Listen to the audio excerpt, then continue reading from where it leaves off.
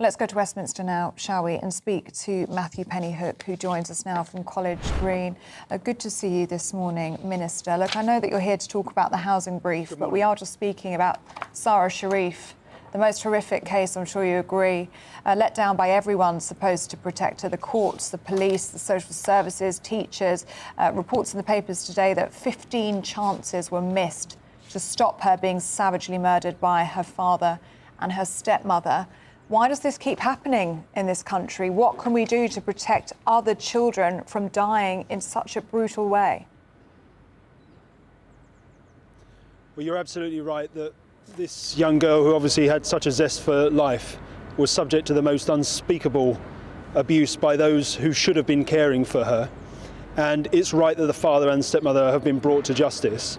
I'd say on the wider point, we know that the system needs reform. The government are already acting to ensure that children don't fall through the cracks.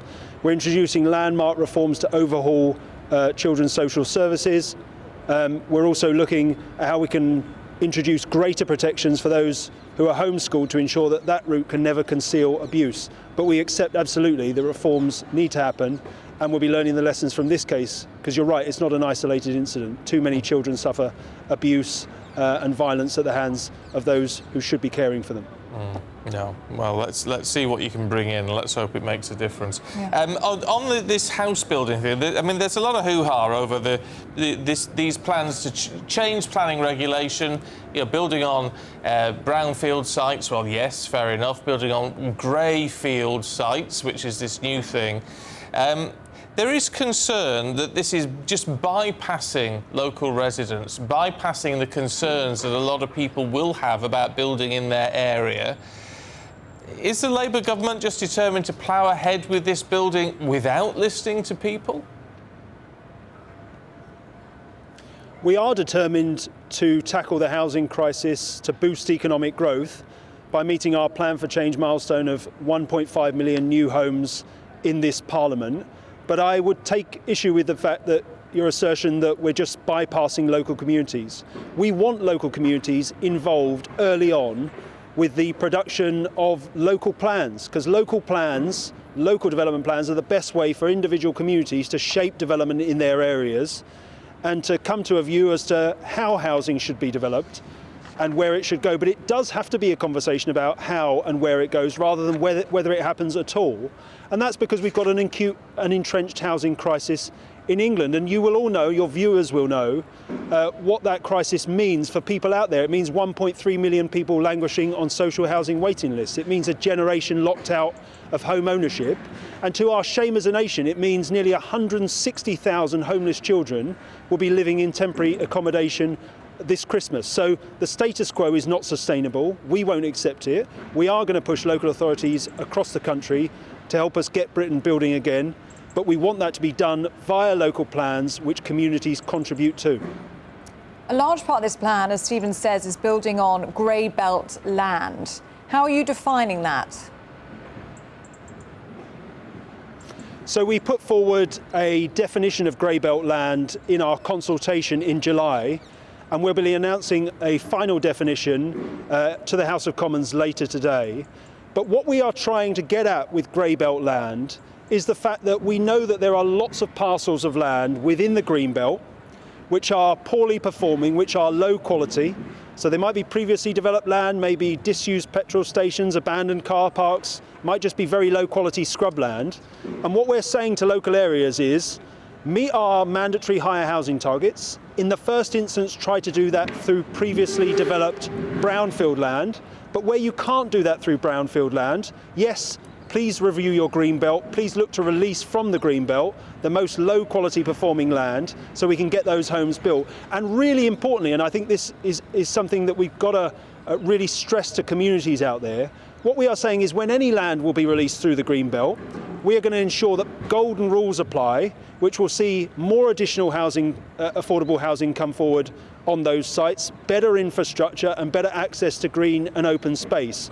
So there's a clear quid pro quo here for communities. If development has to come forward on the green belt, you will receive more public benefit from it. You can be more confident that the homes that will be built will meet local need rather than being, for example, gated executive homes. Okay, meeting local need is important. How do you deal with them with what they... Because this has got to be multi-pronged, hasn't it? A multi-pronged approach. The OBR saying, you know, over the period of the next few years, we're going to have net migration of 1.5 million. You're saying you're going to build 1.5 million new houses over the course of the Parliament. Well, that's all well and good. Unless you significantly cut down on net migration, it's not going to help. It'll make enough of a difference, is it? Well, I think they're two slightly distinct but interrelated issues. We do need to bring down levels of legal as well as illegal migration. We've been very clear about that fact. We're taking steps to ensure that is the case already. But we also have to build the homes that our people need in this country.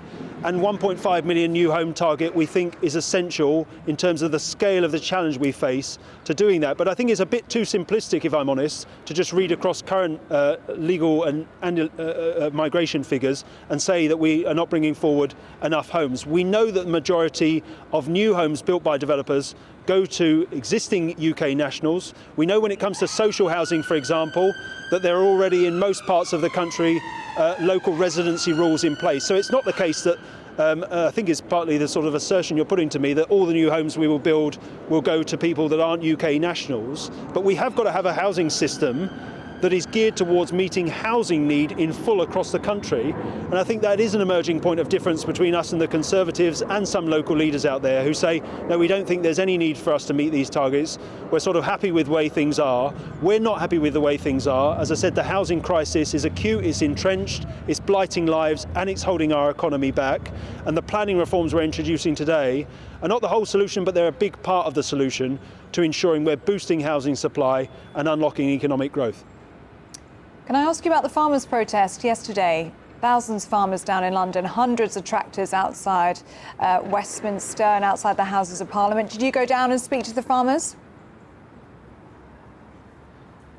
I didn't. I heard them outside my office, if I'm honest, but I've been furiously at work in putting the final touches to the planning reforms that we'll announce in the House of Commons later today. Yeah, but is the government going to listen to what these farmers are saying? This isn't going away.